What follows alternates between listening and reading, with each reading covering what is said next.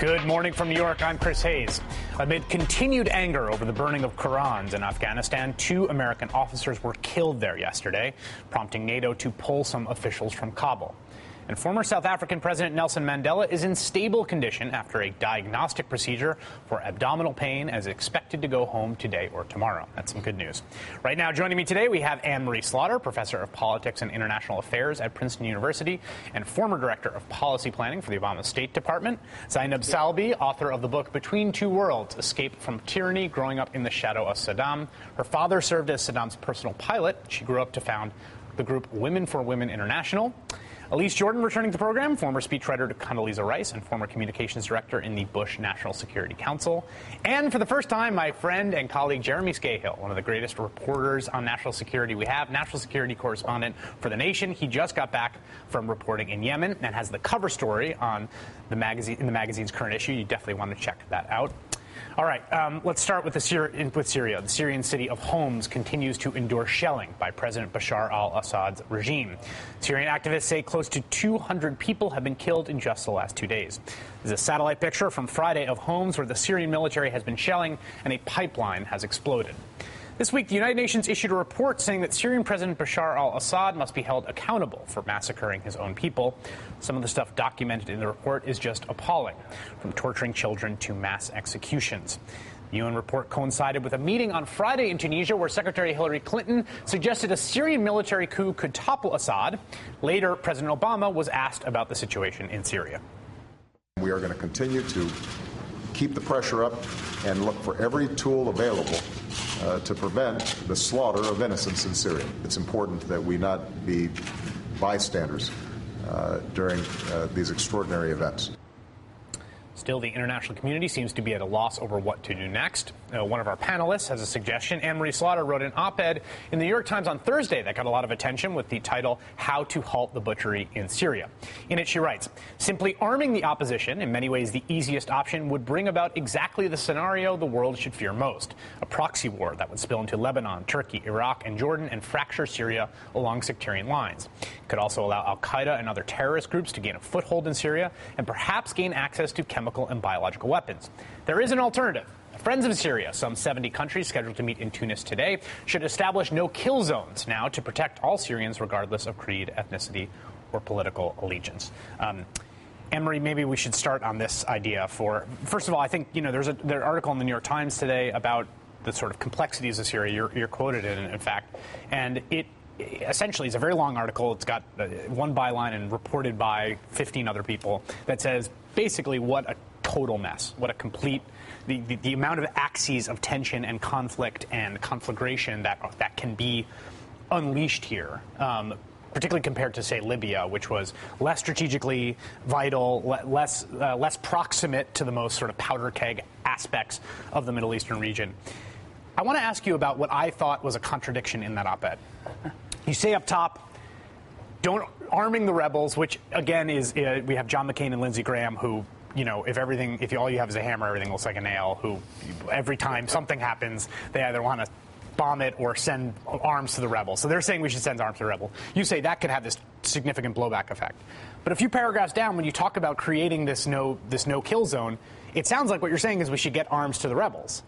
So I'm confused. What's the path forward here? Well, so I am saying you should get some arms to some rebels. The difference is if you simply arm the rebels, full stop, you're really turning what was a political opposition against the government into a sectarian civil war, increasingly. What I'm saying won't save Homs, because I'm talking about creating no-kill zones near the borders in cities that aren't now under attack. And to do that, you would have to have some arms, but many fewer, because those aren't cities that are currently under attack. And that those zones would, A, protect those cities, but could also gradually spread. And that they would be zones where there's no revenge killing. So that this is one of the messages. A refuge, essentially. Well, no, they're not a refuge. I doubt very many people can get to them, but they're at least protecting those places that are not now under attack. In many places, they are places where the opposition already controls much of the territory. But one of the key things is within those zones, there's no killing revenge killing or the government's killing. So part of what you're doing is letting the minorities know it is possible to have a majority, to have the opposition in power and not have revenge killing. But you know, I read your op-ed, and one of the issues I have, though, when you use the phrase the opposition, is there's not any one single group, and in fact, some of those groups are fighting each other. I mean, the painful reality, as horrifying as the images are that we're seeing come out of Syria, and the incredible brutality of the Assad regime, is that this is a civil war. And the United States getting involved in any way in a civil war, I think, returns us to a very, very dangerous precedent. Yes, you watch this, you want to do something about it because it's horrifying to watch human suffering, but we need less U.S. military involvement in the Middle East, entirely. And the other thing is there's a I know you're not. I know you're not. But what you're proposing with the no-kill zones would eventually necessitate some military presence. No-fly zones are not just simply no-fly zones. They turned into regime change in Libya. And the fact is that the U.S. is dangerously coming back to a period where regime change is the name of the game. It's a slippery slope, Jeremy, Anne-Marie. From what you start down, it's a slippery slope. Let's imagine right now he uses chemical weapons and wipes out a city like Hama. Are we going to do nothing? Really nothing? First of all, there are all sorts of indications that there's no intent on the part of the Assad government to use chemical weapons. Of course not, because then we would come in. So this is a gradual... This is a proxy war. You have Russia, China, Iran on one side, and you have the United States and Britain on the other side. No, that's what it's becoming. And you're proposing putting in Qatar, a Qatari force, which has become a proxy for the US. The Qataris are already on the ground with special forces. Of course, that's what I mean. That is not the Qataris and the United Arab Emirates, they're both proxy forces for the U.S. at this point. That's ridiculous. They get tremendous U.S. military funding. They did it in Libya. They're going to do it again. Can I ask this? You're absolutely... This is exactly what Assad wanted.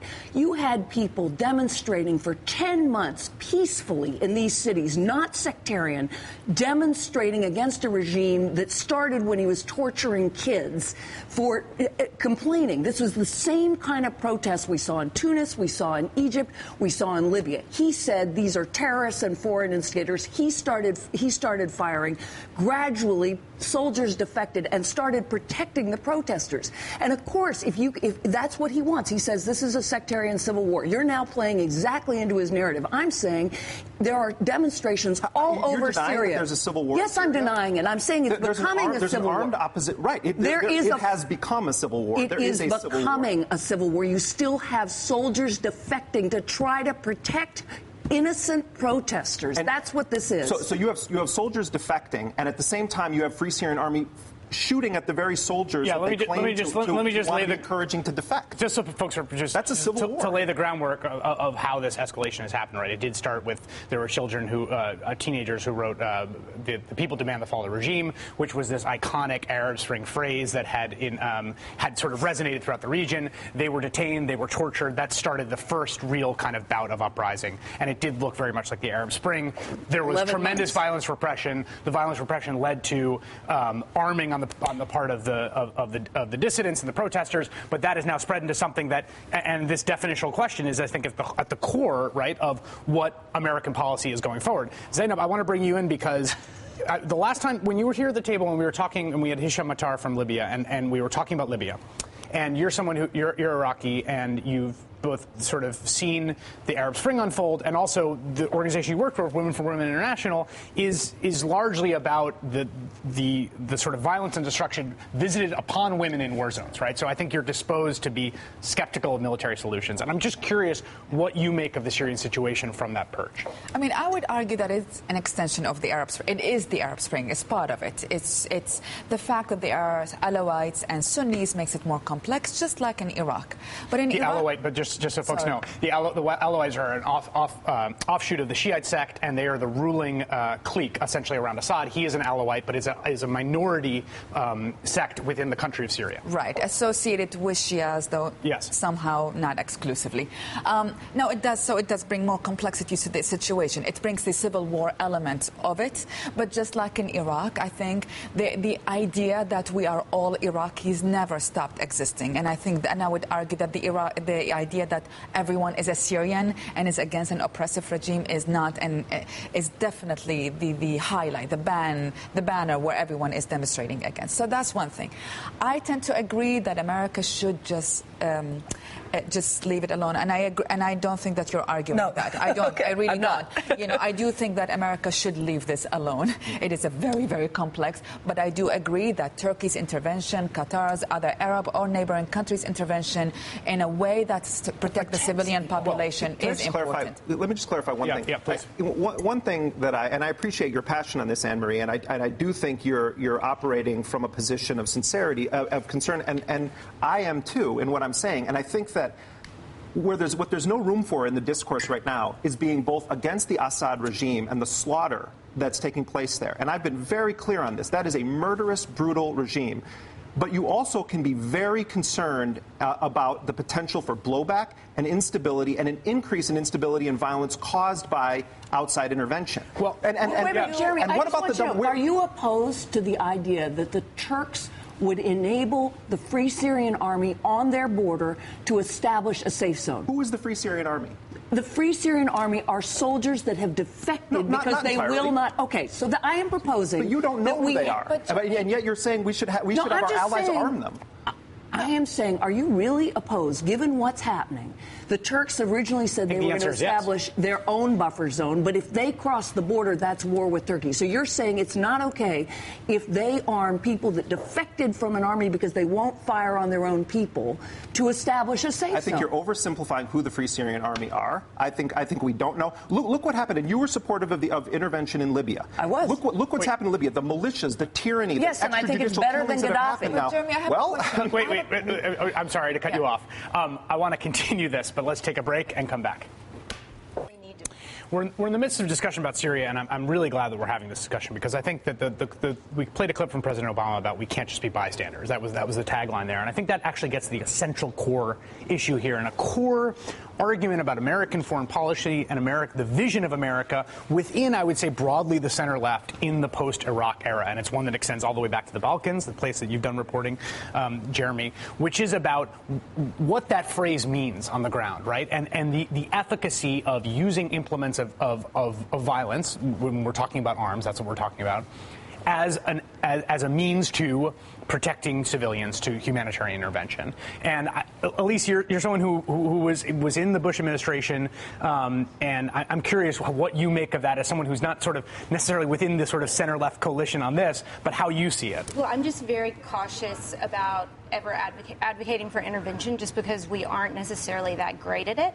And with Syria, I think that there still are a lot of diplomatic measures we can still use, such as I think the opposition has to do a better job of telling the Alawites, yes, you're going to have a place in post-Assad Syria, telling the military that, yes, you're going to have a place if you defect. And also, I think the business community in Syria that, hey, this, you are going to be opened up to the world. This is going to be a positive for you, getting them behind this. And I want to ask you about Yemen, since we're in the region anyway, and you just got back from there, because Yemen actually, I think there's some similarities insofar as it began as a nonviolent revolt against the regime. They were brutally repressed, shot down in the streets. They began to arm. That became then a violent, essentially, insurrection. In fact, the presidential palace was shelled, right? And how has it played out after that? Because I think at the point that the presidential palace was shelled and Saleh, who was the president, actually even came to the U.S., if I'm not mistaken, for medical treatment, the story kind of dropped off the map. But in some ways, it seems to bear some analogies to what's happening in Syria. So I'm curious as to what is happening there now. Well, I mean, none of these countries are identical in the way that sort of uprisings in the Arab world have taken place. And I mean, Yemen just had a transition of power to actually one of Ali Abdullah Saleh's vice presidents. They had an election where only one person was on the ballot, and you could either vote yes or no. So I guess, I mean, if you want to say that's democratic. I remember that under Saddam. I remember being in Tikrit the last time Saddam was elected with 101% of the vote. And you have to give your name and address. Right, exactly. Your name and address and your children's name. And, look, I think that part of the problem, the similarity with Yemen is more Bahrain, where the United States has military interests in Bahrain that have guided the policy. The Fifth Fleet is based there, and I think the U.S. took a very different position on Bahrain than it did on some of these other countries because of U.S. military interests. In Yemen, U.S. counterterrorism officials have said for a long time that the premier counterterrorist threat, or the premier terrorist threat to the United States externally, comes from al-Qaeda in the Arabian Peninsula, which is this group inside of Yemen. And so the United States was very slow to call for the departure of Ali Abdullah Saleh. Eventually, the Obama administration did say that he needed to step down. But while the brutality was being unleashed on the protesters. And let's remember, Saleh's military is backed, funded, armed, and trained by the United States, particularly the Republican Guard forces and the counterterrorism forces. At a time when the brutality was being unleashed on nonviolent protesters, John Brennan and other U.S. officials were saying our relationship with Yemen has never been better. Last September, Brennan said that. When the counterterrorism units started turning on their own people, the ones funded and trained by the U.S., the Obama administration smartly pulled out those trainers. But the reality is that U.S. counterterrorism obsession with Yemen trumped concern for human rights. That's not true. And it's, well, it is true. I mean, it's not true. I mean, it is certainly true. We were everything you say about we were training, we were working closely with Saleh. But if you go back, you will see pretty soon after the demonstrations started, diplomatically, Secretary Clinton started calling for a change, and ultimately, the United States was actively working with other countries to get him out of power. And in the end, we brokered a deal with Egypt to get him. We in Egypt brokered a deal to get him out. It was a case where we turned against our counterterrorism interests. No, actually, the fact is that while Ali Abdullah Saleh is not the president of Yemen, his nephew is the head of the counterterrorism unit, his son is the head of the Republican Guards, his vice president is now the president, and he said very clearly, Hadi, the vice president who's now president, said very clearly the counterterrorism relationship with the U.S. will continue. If you look at U.S. military funding of Yemen, it is dramatically more than any civilian funding on the ground. USAID funding is a tiny portion of the military funding that the U.S. gives to Yemen. And that money is being stolen and turned against its own people. Is this actually a debate about the left? I mean, I'm just kind of... No, it's not. Well, yes, it is. No, but are you saying that's a good thing? I'm saying that the United States has become so obsessed with AQAP, which is a group of maybe 700 to 1,000 people, Al-Qaeda in the Arabian Peninsula, and has completely showered counterterrorism funding on Saleh's regime. That money has been then taken and turned on its own people. The U.S. was complicit in the violent crackdown of Saleh's regime against the protesters because it did not cut him off when he started to be brutal. It continued that is simply to finance not true. him. We helped get him out. I mean, you're absolutely right that there's a debate constantly between counterterrorism. Does the administration want a cookie for that? I mean, they were supporting him at the height of his brutality. No, but that's the point. It's a fact that America supports it. Yes, absolutely. It's a fact that America contributes in military support to the Middle East far than above and beyond anything else. Right. And that unless there's a shift in America's support of and engagement in the Middle East, shift that money from the military to development, to creating jobs, because that's what the Arab Spring is all about. So I don't see how it's... I mean, I agree with you that America always supported the Middle East in a big time in military way, and we have to stop that. And the engagement in Syria is a very complex one. There's Sunni Shia in it, there's Israel in it, there's Hezbollah in it, there is Iraq in it. America has to show support, but not an engagement. Since we're in the thicket of this dilemma, I think let's make it even more complicated by bringing the most sort of intense and high-stakes issue to the table, which is Iran. We're going to talk about Iran and what we should do about Iran and how the past colors our current perceptions of what the path forward is in the Middle East right after this.